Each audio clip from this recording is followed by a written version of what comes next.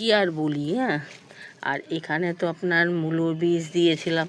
মূলো বীজে দেখেন গাছগুলো দেখেন বড় কিন্তু হয়েছে। হ্যাঁ, অনেকই বড় হয়ে গেছে, কিন্তু এই যে গাছগুলো এত বড় বড় হয়ে গেছে, কিন্তু একটুও মানে বোঝা যাচ্ছে না কতদিনে গাজর হয়, সেটা তো আমি জানিও না।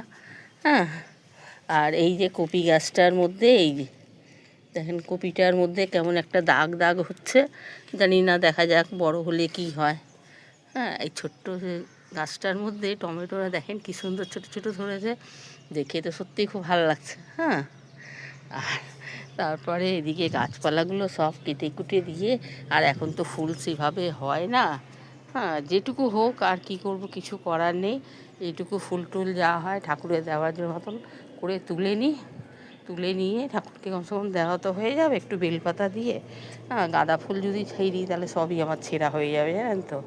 তারপরে এইটুকু ফুল ছিঁড়লাম, আর একটা সিম গাছে এই যে এতটা সিম হয়েছে, আর একটা গাছের মধ্যে দেখেন এতটা হয়েছে।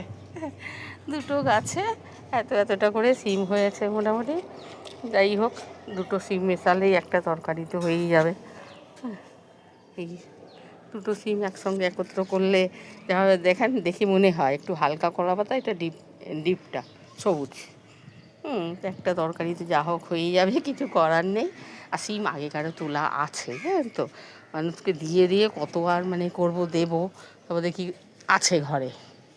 অন্য কিছু থাকলে মানুষের পছন্দ করে, সিম টিম সবার তো এত না, প্রিয় না।